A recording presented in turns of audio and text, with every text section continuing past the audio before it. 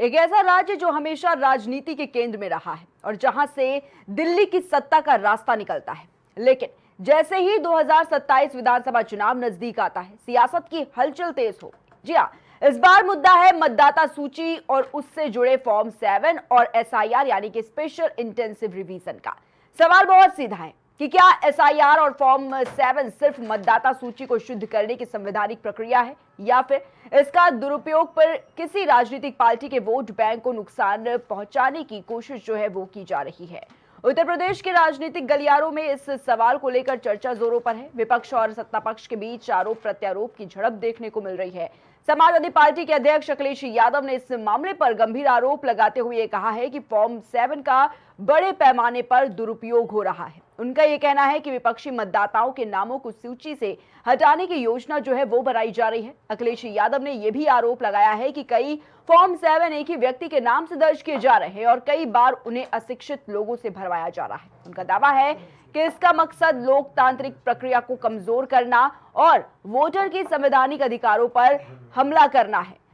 सपा का यह भी कहना है कि अगर ये प्रक्रिया बिना किसी निगरानी के लागू होती है तो ये चुनाव की निष्पक्षता और मतदाता अधिकारों पर सीधा असर डाल सकती है। और इस आरोप के जवाब में भारत निर्वाचन आयोग और प्रदेश के मुख्य निर्वाचन अधिकारी ने पलटवार भी किया है। जी हाँ, उनका यह साफ तौर पर कहना है कि हर फॉर्म 6 और 7 की जानकारी नियमित रूप से दी जाती है और हर आवेदन की सख्त निगरानी जो है वो की जाती है। आयोग का तर्क है कि मतदाता सूची को अपडेट रखना उसका संवैधानिक दायित्व है। इसके तहत किसी भी नाम को बिना जांच और सत्यापन हटाया नहीं जा सकता है। मुख्य निर्वाचन अधिकारी ने यह भी स्पष्ट किया कि आवेदन भरने वाले सभी लोग ज्ञात हैं और कोई अज्ञात या फिर गैर कानूनी प्रक्रिया इसमें शामिल नहीं है। आयोग ने यह दोहराया है कि सभी नामांकन और हटाव प्रक्रिया पारदर्शी और रिकॉर्डेड है। विशेषज्ञों का यह कहना है कि एसआईआर और फॉर्म 7 जैसी प्रक्रियाएं मतदाता सूची की सटीकता और शुद्धता के लिए महत्वपूर्ण है और इसके माध्यम से मृतक या पते बदलने चुके मतदाताओं के जो नाम है उनको हटाया जा सकता है। नए मतदाताओं को सूची में शामिल किया जा सकता है। चुनावी निष्पक्षता सुनिश्चित होती है, लेकिन आलोचक इसे चुनावी हथकंडा मानते हैं। उनका यह कहना कि अगर गलत तरीके से लागू किया जाए तो इसका उपयोग जो है वो वोट बैंक को प्रभावित करने और विपक्ष के मतदाता घटाने के लिए किया जा सकता है। लेकिन देखिए, फॉर्म 7 को लेकर जिस तरीके से राजनीति काफी बढ़ती जा रही है, विपक्ष जिस तरीके से तमाम सवाल जो है वो उठाता हुआ नजर आ रहा है। अखिलेश यादव देखिए लगातार सोशल मीडिया पर ट्वीट कर रहे हैं और इसी के चलते लगातार कहीं ना कहीं सवाल उठा रहे हैं और उनका यह साफ तौर पर कहना है कि जो पीडीए के वोट बैंक है उसको चोट पहुंचाने की कोशिश की जा रही है और साफ तौर पर ये कहीं ना कहीं 2027 के चुनाव पर एक बहुत बड़ा असर जो है वो डाल सकता है। अखिलेश यादव का क्या कुछ बयान है, पहले ये बयान जरा सुनिए। जब एक्सरसाइज एसआईआर की होगी तो फॉर्म 7 की जरूरत क्या है? फॉर्म 7 की जरूरत क्या है जब तुमने इतनी बड़ी एक्सरसाइज कर ली एसआईआर की? अज्ञात इसलिए क्योंकि जिनके नाम फॉर्म 7 पर दर्ज हैं वो स्वयं पढ़ना लिखना तक नहीं जानते। वो मैंने उदाहरण दिया आपको, नंदलाल जी वाला, जो पढ़ना लिखना नहीं जानते हैं तो कई उनसे फॉर्म 7 दस्तखत करा रहे हैं या नकली दस्तखत करा रहे हैं अपने व्यक्ति से। तो आप खुद सोचिए नंदलाल से क्यों भरवाया। जमीनी हकीकत यह है कि गांव-गांव में भाजपा से जुड़े सामंतवादी और प्रभुत्ववादी तत्व पीडीए और गरीब वर्ग की सूची बनाकर उनके नाम से बल्क में फॉर्म 7 दाखिल कर रहे हैं। कोई पीडीए का जल्दी फॉर्म नहीं कटवा रहा, फॉर्म भर के नहीं कटवा रहा है। ये तमाम सामंतवादी प्रभुत्ववादी लोग हैं जो पीडीए के वोटों को बल्क में कटवा रहे हैं। समाजवादी पार्टी ने शिकायत की लेकिन चुनाव आयोग ने अब तक कोई ठोस कार्रवाई नहीं की। मुझे खुशी है कि बहादुर नंदलाल हमारे साथ खड़े हैं। जो नंदलाल हमारे साथ खड़े हैं ये वही नंदलाल हैं जिनके भारतीय जनता पार्टी ने दस्तखत कराए थे फॉर्म 7 में। फॉर्म 7 जो इनका भरवाया था नंदलाल का फॉर्म 7, ये नंदलाल अंगूठा मारते हैं और भारतीय जनता पार्टी ने इनके दस्तखत किए हैं। सोचिए दस्तखत में कौन कौन सी धाराएं लगती है अगर किसी के फर्जी दस्तखत कर दो आप, फोर्जरी। 420 और ये नंदलाल जी का फॉर्म है, ये जिसमें उनके दस्तखत हैं, ये दस्तखत नहीं कर पाते हैं, ये अंगूठा मारते हैं। तो फॉर्म 7 और एसआईआर प्रक्रिया की सफलता इस बात पर निर्भर करती है कि निर्वाचन आयोग और प्रशासन इसे कितनी पारदर्शिता के साथ लागू करते हैं। हर आवेदन की जांच होनी चाहिए, मतदाता की जानकारी का सत्यापन करना जरूरी है। किसी भी संभावित दुरुपयोग को रोकने के लिए तकनीकी और प्रशासनिक निगरानी भी जरूरी है। जनता और राजनीतिक प्रतिक्रिया इस मुद्दे ने न केवल राजनीतिक दलों के बीच बहस तेज कर दी है, बल्कि जनता के बीच भी चर्चा का विषय बन गया है। समाजवादी पार्टी और विपक्षी दल इसे चुनाव में हेरफेर का हथियार मानते हैं, वहीं प्रशासन इसे संवैधानिक प्रक्रिया का हिस्सा बता रहा है। तो वहीं विश्लेषकों का यह कहना कि यह मुद्दा 2027 विधानसभा चुनाव की रणनीति और मतदाता आधार पर बड़ा असर डाल सकता है। तो सवाल यह है कि क्या फॉर्म 7 और एसआईआर जैसी प्रक्रिया वाकई संवैधानिक रूप से मतदाता सूची को शुद्ध करने के लिए है, या फिर इन्हें चुनावी फायदा उठाने के लिए इस्तेमाल किया जा रहा है? क्या इस प्रक्रिया के जरिए विपक्षी वोटर हटाए जा रहे हैं और क्या ये लोकतांत्रिक अधिकारों का हनन है? क्या ये प्रक्रिया 2027 विधानसभा चुनाव की रणनीति का हिस्सा बन रही है और क्या इससे मतदान का निष्पक्ष परिणाम प्रभावित हो सकता है? फिलहाल उत्तर प्रदेश की सियासत और 2027 के चुनाव की दृष्टि से यह मुद्दा राजनीतिक, संवैधानिक और सामाजिक तीनों दृष्टियों से बेहद ही अहम है, बेहद ही खास है। और आज इसी पर हम चर्चा करेंगे कि आखिर जिस तरीके से देखा जा रहा है कि एसआईआर की प्रक्रिया जब से लागू हुई है तब से कहीं ना कहीं जो विपक्ष है इस पर तमाम तरह के सवाल खड़ा कर रहा है, और अब फॉर्म 7 को लेकर भी देखा जा रहा है किस तरीके से तमाम आरोप लगाए जा रहे हैं। अखिलेश यादव लगातार इस मुद्दे को उठा रहे हैं और साफ तौर पर कहना है कि गड़बड़ी बिल्कुल हो रही है और पीडीए के जो वोट बैंक है उसको काटने की कोशिश जो है वो कहीं ना कहीं की जा रही है, और इसके पीछे इलेक्शन कमीशन जिम्मेदार है और साथ ही भारतीय जनता पार्टी भी। हमारे साथ पैनल पर खास गेस्ट भी जुड़ चुके हैं। सबसे पहले हम आपका उनसे परिचय करवा देते हैं। हमारे साथ समाजवादी पार्टी से शशिलेंद्र यादव जी जुड़े हुए हैं। शशिलेंद्र जी, बहुत बहुत स्वागत है आपका। हमारे साथ वरिष्ठ पत्रकार स्टूडियो से नरेंद्र श्रीवास्तव जी जुड़े हुए हैं। नरेंद्र जी, आपका भी बहुत बहुत स्वागत है। सबसे पहले नरेंद्र जी, आप ही से शुरुआत करेंगे। देखा जा रहा है नरेंद्र जी कि जब से एसआईआर की प्रक्रिया शुरू हुई है तब से लगातार विपक्ष इस पर तमाम तरह के सवाल उठा रहा है, और अब देखा जा रहा है कैसे फॉर्म 7 को लेकर जो तमाम सवाल अब उठाए जा रहे हैं। अखिलेश यादव जिस तरीके से कह रहे हैं कि पीडीए का जो वोट बैंक है उसको चोट पहुंचाने की कोशिश है, उनके वोट बैंक को काटने की कोशिश है, और इसका जो खामियाजा है वो कहीं ना कहीं भारतीय जनता पार्टी को भी भुगतना पड़ेगा क्योंकि जनता अब समझदार हो चुकी है। तमाम तरह के आरोप लगाए जा रहे हैं। नरेंद्र जी, हम लोग डेमोक्रेटिक सिस्टम में रहते हैं और डेमोक्रेटिक सिस्टम में, लोकतंत्र में जितनी भी संस्थाएं हैं उन सब का अपना महत्व है। पॉलिटिकल पार्टीज इस पर जो भी, इसमें मुझे लगता है कि इलेक्शन कमीशन को सारी पॉलिटिकल पार्टीज से बात करनी चाहिए और बैठा करके उनसे उनकी राय लेनी चाहिए और बीच का कोई रास्ता निकालना चाहिए अगर इस पर कोई आपत्ति उठ रही है तो। दूसरी चीज़ ये है कि इसमें संशय का कोई स्थान नहीं है।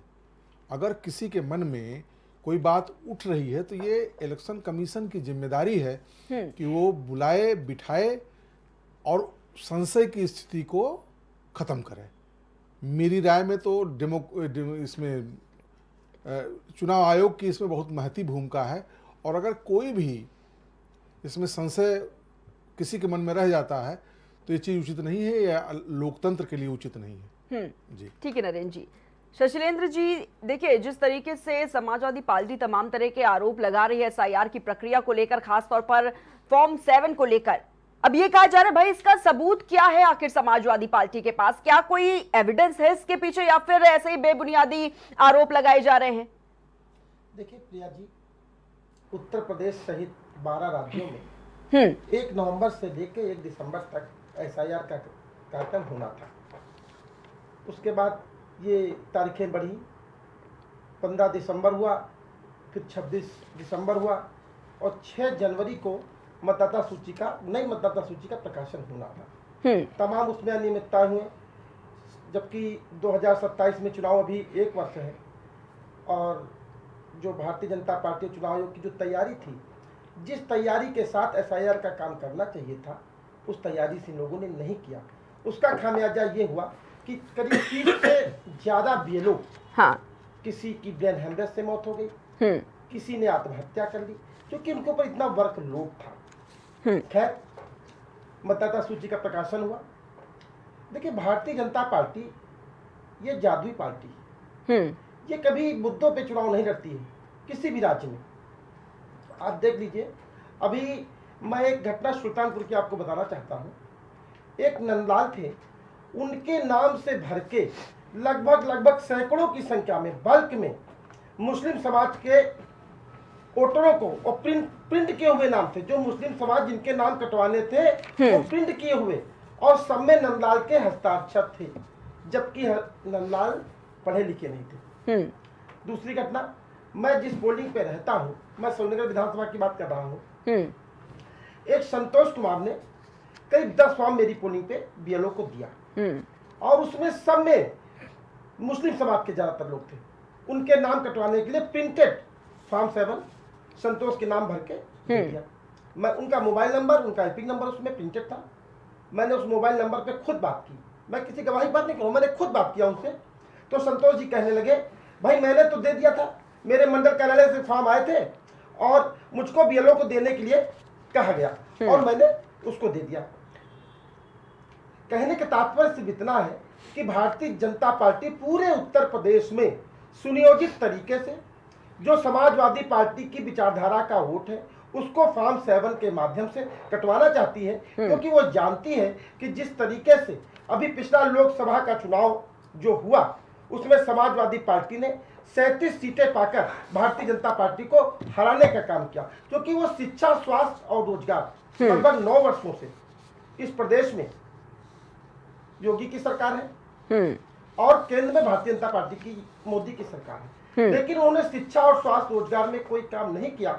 उनको डर है कि आगामी 2027 का जो चुनाव है वो हम हारने जा रहे हैं, तो किसी भी तरीके से छल कपट बेईमानी करके वो ये चुनाव जीतना चाहते हैं। इसलिए जो है फॉर्म 7 के माध्यम से बेईमानी के तरीके से जो समाजवादी विचारधारा का वोट है उसे वो कटवाना चाहते हैं। आज एक प्रतिनिधि मंडल समाजवादी पार्टी के राष्ट्रीय अध्यक्ष माननीय अखिलेश यादव के निर्देश पे चुनाव आयोग से मिला है और उसने जो फॉर्म 7 के माध्यम से जो भारतीय जनता पार्टी के नेताओं द्वारा जो सुनियोजित तरीके से नाम कटवाने का काम किया जा रहा है उसका उन्होंने विरोध किया। बिल्कुल आशीष जी, लेकिन देखिए ये भी कहा जा रहा है ना कि भारतीय जनता पार्टी एक तरफ ये भी आरोप लगा रही है कि भाई पता है समाजवादी पार्टी को कि 2027 में जो चुनाव होने हैं कितना असर करेगा ये समाजवादी पार्टी के लिए, वो समाजवादी पार्टी जानती है क्योंकि हार निश्चित है, ये आरोप लगा रही है और कहीं ना कहीं एसआईआर को मुद्दा बनाने की कोशिश है। और देखिए अखिलेश यादव ये जो ट्वीट करते हैं कि कहीं कुर्मी, कहीं पटेल, कहीं पाल, कहीं मौर्य, कहीं लोध, कहीं लोधी, कुर्मी, यादव, लेकिन बड़ी संख्या में जो बीजेपी के वोट बैंक हैं वो भी कटे हैं, चाहे वो ब्राह्मण वोट बैंक हो, उनका भी जिक्र किया गया है। तो ये क्या 2027 में इसलिए इसको मुद्दा बनाया जा रहा है क्योंकि समाजवादी पार्टी जान रही है, ये आरोप बीजेपी की तरफ से लगातार लगाए जा रहे हैं। शशिलेन जी, देखिए भारतीय जनता पार्टी ये जानती है कि जिस तरीके से समाजवादी पार्टी का प्रदर्शन पिछले लोकसभा चुनाव में रहा और तो और जिस तरीके से इन्होंने इस देश और प्रदेश में धार्मिक उन्माद पैदा करने का काम किया, उसके बावजूद अयोध्या की जो सीट, सामान्य सीट पे अवधेश प्रसाद ने जब जीता तो इनको डर था कि अब आने वाला जो चुनाव 2027 का होगा वो समाजवादी पार्टी जीतने जा रही है। इसलिए इन लोगों ने फॉर्म 7 के माध्यम से बेईमानी, छल कपट करके जो समाजवादी विचारधारा का जो वोटर था उसको सुनियोजित तरीके से कटवाने का पूरा काम समाजवादी पार्टी के संगठन ने किया, क्योंकि जब इस सूबे में या इस देश में भारतीय जनता पार्टी की सरकार रही है उसने जो जनता के बुनियादी मुद्दे हैं, नेताजी की जब सरकार थी तो कहा करते थे रोजी रोटी सस्ती होगी, दवा पढ़ाई मुफ्ती होगी। इन्होंने शिक्षा, स्वास्थ्य और रोजगार में भारतीय जनता पार्टी ने काम नहीं किया। आप शिक्षा के क्षेत्र में देख लीजिए किस तरीके से प्राइमरी विद्यालय 27,000 बंद हो गए। उन विद्यालयों में कौन लोग पढ़ते थे? जिन विद्यालयों से पढ़कर IAS, PCS और राष्ट्रपति हो गए प्राइमरी विद्यालयों में, और आज भारतीय जनता पार्टी की सरकार में विद्यालय बंद हो गए। और 27,000 विद्यालयों में पढ़ते कौन लोग थे? दलित का बेटा पढ़ता था, पिछड़ी जात का बेटा पढ़ता था, और जो गरीब सवर्ण है हमारे उनका बेटा पढ़ता था, और मजदूरों के बच्चे पढ़ते थे, और उनको बंद करने का काम किया।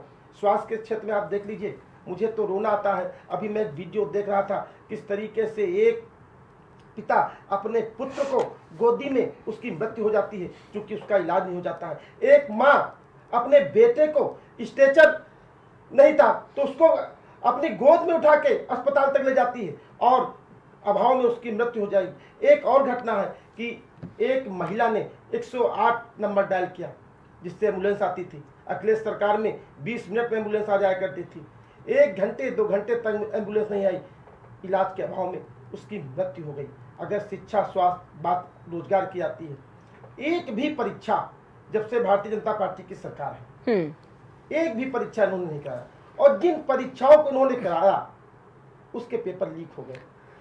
ये परीक्षाएं, एक फॉर्म भरने में 1000 रुपये खर्चा लगता है। गरीब मजदूर किसान का बच्चा गेहूं धान बेच के उस फॉर्म को भरने का काम करता है, लेकिन अगले दिन पेपर में आता है कि परीक्षा लीक हो जाती है। बताइए। लेकिन शशिलेंद्र जी, ये लगातार ये जो एविडेंस मांगा जा रहा है भारतीय जनता पार्टी की तरफ से कि ये समाजवादी पार्टी क्या सिर्फ हवाई बातें ही करेगी, इसी तरीके से आरोप लगाती रहेगी कि भाई इसमें गड़बड़ी हुई है, यहाँ पर गड़बड़ झाला हुआ है, एसआईआर पूरी तरीके से गलत है, कहीं ना कहीं भाजपा चुनाव जीतने की तैयारी में है, कोशिश कर रही है और एसआईआर में इस तरीके से गड़बड़ी कर देगी, समाजवादी पार्टी के वोट बैंक में सेंध मारी जा रही है। लेकिन फिर सवाल वही कि आखिर क्या इसका सबूत, एविडेंस है समाजवादी पार्टी के पास में? क्या कोई डेटा है ऐसा जहां पर देखा जा रहा हो कि नहीं फॉर्म 7 में बहुत बड़ी गड़बड़ी हो जा रही है? प्रिया जी, समाजवादी पार्टी के राष्ट्रीय अध्यक्ष ने हाँ, प्रेस कॉन्फ्रेंस करके हाँ, हजारों की संख्या में form 7 printed form press conference के माध्यम से इस देश की जनता को दिखाने का काम किया था। मैंने अपनी पोलिंग पे कम से कम सैकड़ों की संख्या में मेरे पास भी फॉर्म थे। आज मैं भूल गया नहीं तो मैं आप मीडिया के सामने मैं दिखाता कि किस तरीके से भारतीय जनता पार्टी के संगठन ने हार की डर से समाजवादी पार्टी के विचारधारा के जो वोटर थे उनको कटवाने का काम किया। ठीक है शशिलेंद्र जी। नरेंद्र जी, देखिए इलेक्शन कमीशन एक तरफ अब ये भी कह रहा है कि पारदर्शिता के लिए फॉर्म 6 और 7 भरने का जो अधिकार है वो जनता को दिया गया है कि पूरी तरीके से उसमें निष्पक्षता रहे, पूरी तरीके से पारदर्शिता रहे। लेकिन ये जो आरोप लगाए जा रहे हैं विपक्षी दलों की तरफ से वो इसलिए लगाए जा रहे हैं क्योंकि जानती है भारतीय जनता पार्टी को तो पूरी तरीके से पता है कि जनता उस पर विश्वास कर रही है, लेकिन विपक्ष ये भी जानता है कि किस तरीके से जो वोट बैंक है वो कटने ही कटने हैं, जनता वोट देगी नहीं और इसीलिए कहीं ना कहीं एक मुद्दा बनाया जा रहा है। पहले देखा जाता था ईवीएम को मुद्दा बना लिया जाता था और अब कहीं ना कहीं एसआईआर को। देखिए, मैंने पहले कहा कि डेमोक्रेटिक सिस्टम में आम सहमति से काम किया जाता है। ये चुनाव आयोग की जिम्मेदारी है कि वो सारे राजनीतिक दलों को विश्वास में ले और राजनीतिक दलों को विश्वास में लेने के बाद फार्म 6 भरवाया जाए, फार्म 7 भरवाया जाए, फार्म 8 भरवाया जाए, फार्म 9 भरवाया जाए, जो भी किया जाए, फिर उंगली नहीं उठेगी। बात भी नहीं करना चाहते हैं लोग और काम भी करना चाहते हैं, तो मुझे लगता है कि ये चीज़ ठीक नहीं है। डेमोक्रेटिक सेटअप में तो सबको विश्वास में लिया जाना चाहिए।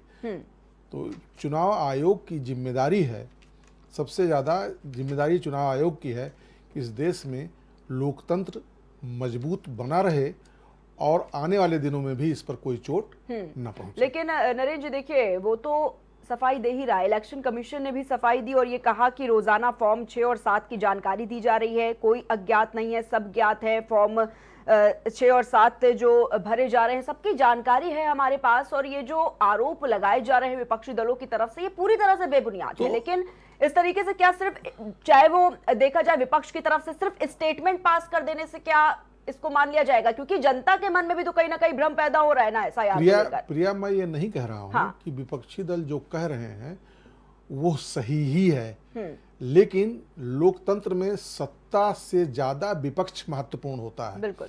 तो विपक्षी दलों में अगर कहीं से संशय नजर आता है तो इलेक्शन कमीशन की जिम्मेदारी है कि उस संशय को दूर करें। जी शशिलेंद्र जी, क्या कुछ कहेंगे? क्योंकि भारतीय जनता पार्टी पूरी तरीके से जो अपनी तरफ से क्लीन चिट देना होता है कि पहले ईवीएम को लेकर मुद्दा बनाया जाता था, लगातार इस पर ट्वीट्स किए जाते थे सोशल मीडिया पर, और अब जब एसआईआर हो रहा है पूरी तरीके से चुनाव में पारदर्शिता लाने के लिए, उसमें भी समाजवादी पार्टी को दिक्कत हो रही है। देखिए, भारतीय जनता पार्टी हुई है, हमने पहले भी कहा कि उसने अपने कार्यकाल में और जिन जिन प्रदेशों में भारतीय जनता पार्टी की सरकारें हैं वहाँ का माहौल देख लीजिए, किस तरीके से वहाँ का नौजवान, वहाँ का छात्र, वहाँ का किसान डरा हुआ है। आप बताइए, जब प्रधानमंत्री जी 2014 में चुनाव चल रहा था तो उन्होंने क्या वादे किए थे? उन्होंने देश की जनता से कहा था, नौजवानों से कहा था कि मैं प्रतिवर्ष 2 करोड़ रोजगार देने का काम करूंगा। क्या 2 करोड़ प्रतिवर्ष रोजगार मिले? रोजगार देने की बात छोड़ दीजिए, कोई भी परीक्षा, अभी 68,000 शिक्षकों की भर्ती आपने देखा किस तरीके से आरक्षण में अनियमितता पा गई। बैकवर्ड समाज के लोग आज भी धरने पर बैठे हैं। सुप्रीम कोर्ट का आदेश आने के बाद योगी की सरकार उनको नौकरी नहीं दे रही है, क्योंकि योगी सरकार जातिवादी मानसिकता से पीड़ित है। और प्रधानमंत्री जी ने क्या कहा था? उन्होंने कहा था अगर मेरी सरकार आएगी तो हम किसान की आय को दुगुना कर देंगे। किसान की आय को दुगुना की बात करने छोड़ दीजिए, कितने किसान मर गए, कितनी महंगाई हो गई। जो यूरिया की खाद की बोरी 50 किलो की आया करती थी, आज 40 किलो कर दिया, 10 किलो कटौती कर दिया। और जो 3 काले कानून लाए थे, भारतीय जनता पार्टी बिना प्लान के भी कोई योजना ले आती है, चाहे SIR हो, चाहे नोटबंदी हो, और चाहे 3 काले कानून हो कि जो किसानों के विरोध में थे। किसान आंदोलित हुआ, 800 से 900 किसान पूरे देश का शहीद हो गया। और उसके बाद भारतीय जनता पार्टी को वो 3 काले कानून जो किसानों के विरोध में थे उनको वापस लेना पड़ा। अगर वो कानून ठीक थे तो किसान आंदोलित क्यों था? फिर आपने उनको वापस क्यों लिया? उसके बाद उन्होंने नोटबंदी कर दी। नोटबंदी से देश को क्या फायदा हुआ? आप बताइए, कितनी महंगाई बढ़ गई, किस तरीके से व्यापारी परेशान है। GST के रूप में 18-18, 20-20, 24-24% GST लगाई जा रही है। और तो शिक्षा की जो स्टेशनरी है उन पर GST लगाई जा रही है। देखिए, किसी भी देश या समाज तभी आगे बढ़ता है जब वो शिक्षित होगा, क्योंकि बाबा साहब ने भी कहा था जब तक जो समाज शिक्षित नहीं होगा वो समाज आगे नहीं बढ़ सकता। और भारतीय जनता पार्टी क्या कर रही है? विद्यालयों को बंद कर रही है, न शिक्षा दे पा रही है, न रोजगार दे पा रही है, न स्वास्थ्य की व्यवस्था कर पा रही है। वो डरी हुई है। उसने पिछला चुनाव देखा कि किस तरीके से भारतीय जनता पार्टी को समाजवादी पार्टी ने उत्तर प्रदेश में हराने का काम किया। इसलिए वो बेईमानी, छल कपट के तरीके से आगामी 2027 का चुनाव जीतना चाहती है। लेकिन जनता जानती है। आप देख लीजिए किस तरीके से अभी आप अविमुक्तेश्वर महाराज को आप देख रहे हैं, किस तरीके से इन लोगों ने अपमानित करने का काम किया। कोई खुशी नहीं है, कोई इनको खुश नहीं है सरकार से। अगर कोई संत सवाल करेगा, भाई अविमुक्तेश्वर का इन्होंने विरोध क्यों किया?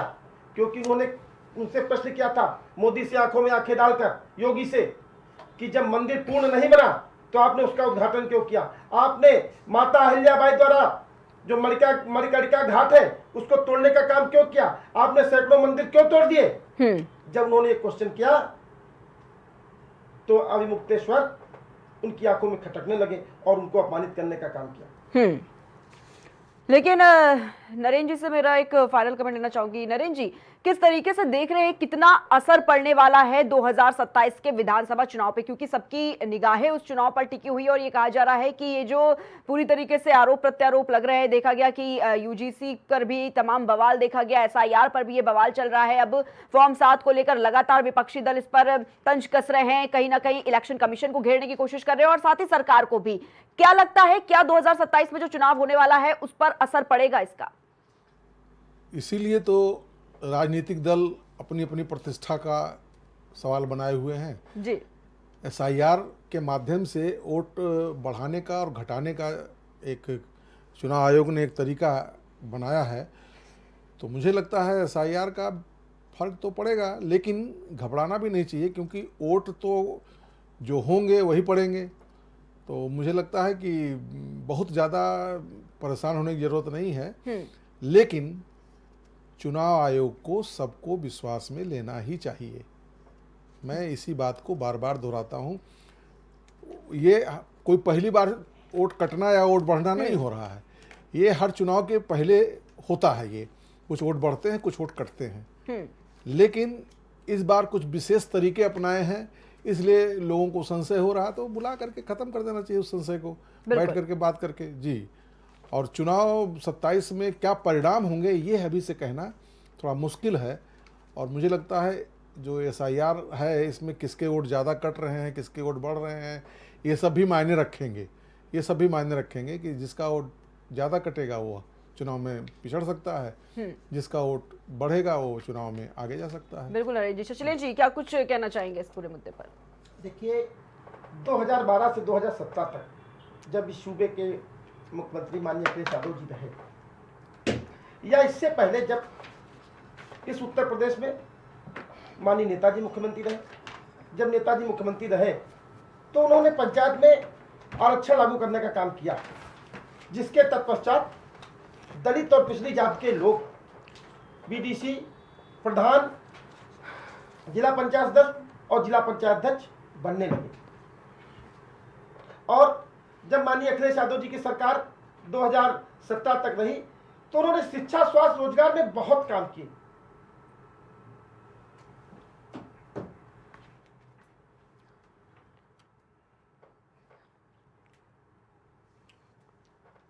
जब 2017 तक माननीय अखिलेश यादव जी की सरकार बनी तो उन्होंने शिक्षा, स्वास्थ्य, रोजगार में बहुत काम किए। आप देख लीजिए, आगरा एक्सप्रेस बनाने का काम किया, आईटी हब बनाने का काम किया, मेदांता अस्पताल बनाने का काम किया और 55 लाख महिलाओं को पेंशन देने का काम किया और 15 लाख से अधिक लैपटॉप बांधने का काम किया।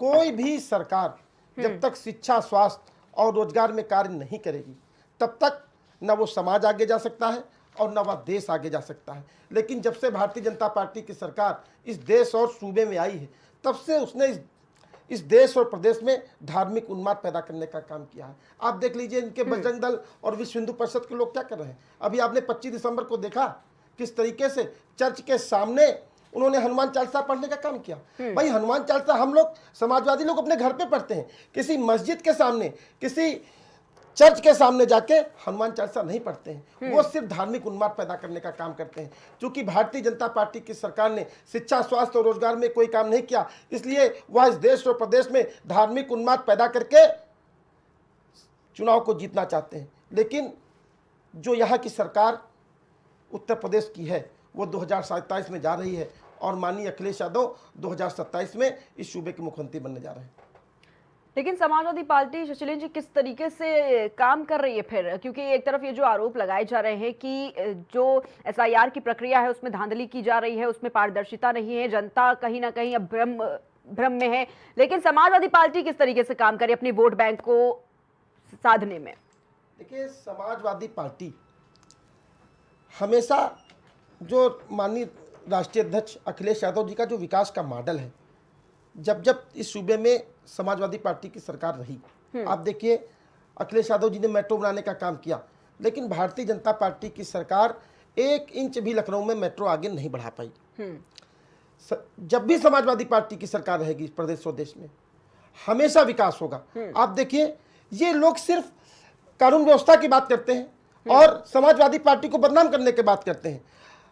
अभी मुझे एक घटना याद आ गई जी। मैं दरभंगा की बात करना चाहता हूं। बिहार के दरभंगा में किस तरीके से सामंती लोगों ने एक दलित समाज के पूरे परिवार को लाठी डंडों से पीटा और वो बेटी 12 साल की बेटी चोट खाई हुई सबसे मदद की गुहार कर रही थी।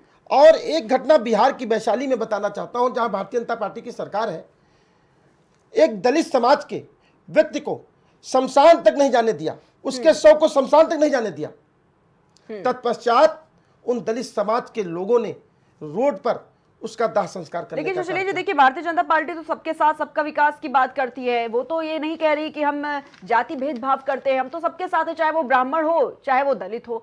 और ये जो देखा जाता है कि जाति के नाम पर राजनीति करने का काम है वो विपक्ष कर रहा है, समाजवादी पार्टी कर रही है। देखिए, भारतीय जनता पार्टी नारे बहुत अच्छी देती है प्रिया जी, सबका साथ सबका विकास। वो नारा तो देती है सबका साथ सबका विकास का, लेकिन वो विकास चंद समाज के लोगों का करती है। इस देश में 45 केंद्रीय विश्वविद्यालय हैं। अगर वो सबके जात सबके विकास की बात करती है तो उसमें एक एससी समाज का व्यक्ति वाइस चांसलर है, एक एसटी समाज का वाइस चांसलर है और 38 सिर्फ वर्ग विशेष के लोग हैं। अगर वो सबके साथ सबके विकास की बात करते तो ये स्थितियां क्यों पैदा होती?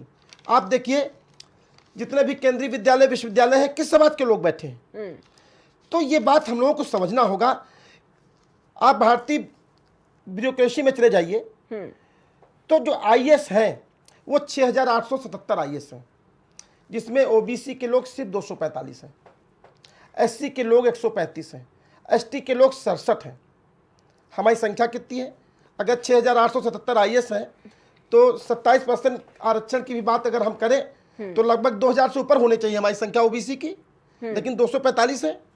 आईपीएस की बात करिए, 5,899 आईपीएस के पद हैं, जिसमें से ओबीसी के सिर्फ 255 आईपीएस हैं, एससी के 141 हैं और एसटी के सिर्फ 71 हैं। इसी तरीके से आप आईएफएस की बात करिए, 3,193 पद हैं, जिसमें से 231 ओबीसी के लोग हैं, एससी के 95 हैं और एसटी के 48 हैं। हमारी जो भागीदारी है, जो मानवर काशीराम जी ने कहा था कि जो बहुजन की बात करेगा वही देश पे राज करेगा, और जो बिहार के लेनिन बाबू जगदेव प्रसाद कुशवाहा ने कहा था 100 में 90 शोषित है और 90 ने ललकारा है, धर धरती और राजपाट में 90 भाग हमारा है। यानी हम लोग 90% लगभग हैं एससी बैकवर्ड मिला के, लेकिन हमारी भागीदारी कहाँ है? बाबा साहब ने हम लोग को आरक्षण तो दिया, लेकिन वो आरक्षण लागू कहाँ है? आप किसी गवर्नमेंट संस्था में चले जाइए, 27% कहाँ बैकवर्ड के लोग हैं? हम लोग संख्या में 52% हैं, आरक्षण हम लोग को 27% मिलता है। सामान्य जात के लोग 10 से 15% है और उनको ईडब्ल्यूएस के माध्यम से 10% आरक्षण मिलता है। और ईडब्ल्यूएस में गरीब कौन है? जिसकी वार्षिक आय 8 लाख हो, और वही बैकवर्ड की जब 8 लाख वार्षिक आय होती है तो उसको क्रीमी लेयर में वो आ जाता है। देखिए, जब मंडल कमीशन की रिपोर्ट 1990 में लागू हुई, वीपी सिंह जी ने जब 1990 में मंडल कमीशन की रिपोर्ट लागू की तो हम दलित पिछड़ों को आरक्षण मिला, जबकि 10 साल लग गए इसको। 1989 में जब मोरारजी देसाई इस देश के प्रधानमंत्री थे तब मंडल कमीशन की सिफारिश की गई थी, लेकिन उसको लागू करने में इतने वर्ष लग गए और ईडब्ल्यूएस मात्र 10 मिनट में लागू कर दिया गया। देखिए, हम सामान्य वर्ग के लोगों का विरोध नहीं करते हैं, लेकिन हम भी बराबरी चाहते हैं कि हमारी संख्या के हिसाब से हमको अधिकार मिले। हम लोग जातिवाद नहीं करते। भारतीय जनता पार्टी के लोग अगर जातिवाद नहीं करते हैं, भारतीय जनता पार्टी के जो मूल संगठन है वो आरएसएस है। प्रिया जी, एक चीज़ बताइए, क्या कभी एससी बैकवर्ड के व्यक्ति उस संगठन का क्या हेड बना? कभी संचालक बना आरएसएस का? नहीं बना, क्योंकि वो सिर्फ वोट लेने के लिए पिछड़ों की बात करते हैं। लेकिन जब नौकरी की बात आती है, मलाई काटने का नंबर आता है, तो वो लोग सिर्फ अपने लोगों को आगे करने का काम करते हैं। शशिलेन जी, अखिलेश यादव ने जो ट्वीट किया है वो लिखते हैं कि पंचायत चुनाव को आरक्षण के नाम पर फंसाकर भाजपा सरकार इसलिए टाल रही है क्योंकि वो जानती है कि गांव-गांव तक जनता उनके विरुद्ध वोट डालने के लिए तैयार बैठी है और भाजपा हजार घपले घोटाले के बावजूद भी जीतने की स्थिति में नहीं है। तो पंचायत चुनाव को कैसे जोड़ रहे हैं इसमें? देखिए प्रिया जी, जो पंचायत चुनाव होता है वो ग्रामीण अंचल का चुनाव होता है, और जो भारतीय जनता पार्टी की जो सरकार 9 सालों से इस प्रदेश में है उसने ग्रामीण अंचल में काम नहीं किया। आप ये लोग गौ माता चिल्लाते हैं और हम लोग भी गाय पूजा करते हैं, हम लोग भी हिंदू हैं। आप गौशाला में जाके देख लीजिए ग्रामीण अंचल की प्रिया जी, ना वहाँ चारे की व्यवस्था है, ना वहाँ पानी की व्यवस्था है और ना वहाँ छाया की व्यवस्था है। कितनी गाय मरी जा रही हैं और हम लोग कहते हैं कि गाय माता है। भाई, कहने से काम नहीं चलेगा, हमें उसको करना पड़ेगा। आप स्वास्थ्य के क्षेत्र में आप ग्रामीण अस्पतालों में जाकर देख लीजिए, ना वहाँ दवाई है, दवाई की व्यवस्था है और ना अच्छे स्वास्थ्य की व्यवस्था है, कोई संसाधन नहीं है, वहाँ बेड भी नहीं मिल पा रहे हैं। तो वहाँ की जो जनता है वो इस तरीके से त्रस्त है। तो भारतीय जनता पार्टी ये जान रही है कि अगर अभी चुनाव हो जाएगा तो समाजवादी पार्टी उस चुनाव को जीत जाएगी। भारतीय जनता पार्टी ये नहीं चाहती है कि 2027 से पहले चुनाव हो, क्योंकि वो जानती है कि वह चुनाव इस चुनाव का सेमीफाइनल होगा। अगर ये चुनाव भारतीय जनता पार्टी हार जाएगी तो उसका मैसेज जाएगा और 2027 में भारतीय जनता पार्टी पुनः चुनाव हार जाएगी। लेकिन 27 के चुनाव को किस तरीके से देख रहे हैं अभी आप? क्योंकि समाजवादी पार्टी ये जो तमाम तरह के आरोप लगा रही है, और मिलीभगत का आरोप ये पहली बार नहीं है। ईवीएम में जब धांधली का, उसमें भी गड़बड़ी का आरोप लगाया जाता था, तब भी कहीं ना कहीं कहा जाता था कि भाई इलेक्शन कमीशन कहीं ना कहीं भारतीय जनता पार्टी के इशारे पर काम करता है, और अब एसआईआर में भी कहीं ना कहीं यही देखने को मिल रहा है। तो 27 का जो चुनाव नजदीक है, शशिलेन जी, उसको कैसे देख रहे हैं? देखिए प्रिया जी, हाँ समाजवादी पार्टी जी, लोहिया जी के आदर्श की पार्टी है, ज्ञानेश्वर मिश्र जी को अपना आदर्श मानती है, बाबा साहब डॉक्टर भीमराव अम्बेडकर जी को अपना आदर्श मानती जी। है, बाबू जगदेव प्रसाद कुशवाहा जी को आदर्श मानती जी। है, सावित्रीबाई फूले जी को अपना आदर्श मानती है। तो हम लोग जो उनके बताए गए रास्ते पे चलते हैं, जो माननीय नेताजी ने हम लोगों को विचारधारा दिया है, माननीय काशीराम जी की जो विचारधारा है, उसको हम लोग आगे बढ़ाने का काम कर रहे हैं। आप पंचायत चुनाव की बात कर रही थी। भाई पंचायत चुनाव अगर इनको कराना होता तो 25 अक्टूबर को ये समय सीमा पूरी हो रही थी। जो उन्होंने पिछड़ा आयोग का जो गठन था वो 3 वर्षों के लिए होता है, उसकी समय सीमा 25 अक्टूबर 2025 में पूरी हो रही थी। उन्होंने उसको बढ़ाने का काम किया, 2026 तक कराने का काम किया। अगर इनको पंचायत चुनाव कराना होता तो 2025 अक्टूबर को ही नए पिछड़ा वर्ग आयोग का गठन करते और उसके बाद चुनाव कराने का काम करते। क्योंकि भारतीय जनता पार्टी ये जान रही है कि जो समाज में भारतीय जनता पार्टी ने इस जनता के हित के लिए कोई काम नहीं किया, नौजवानों को रोजगार नहीं दिया, किसानों को जो आय दुगनी करने का वादा किया था उनकी आय दुगनी नहीं हुई। आय दुगनी की बात छोड़ दीजिए, तमाम किसान आप देख लीजिए किस तरीके से आत्महत्या कर रहे हैं, नौजवान आत्महत्या कर रहा है। अभी आप हाथरस में मैं घटना बताऊं आपको, एक सेना के जवान को गोली मार के हत्या कर दी गई। भाई क्या कानून व्यवस्था है? सैनिक सुरक्षित नहीं है। अभी आप मेरठ की घटना भूल गई, किस तरीके से एक माँ के विरोध करने पर, बेटी के अपहरण के माँ के विरोध करने पर माँ की हत्या कर दी गई। मुजफ्फरनगर में आप देख लीजिए किस तरीके से रामू कश्यप को जिंदा जला दिया गया, और जलाया किसने था?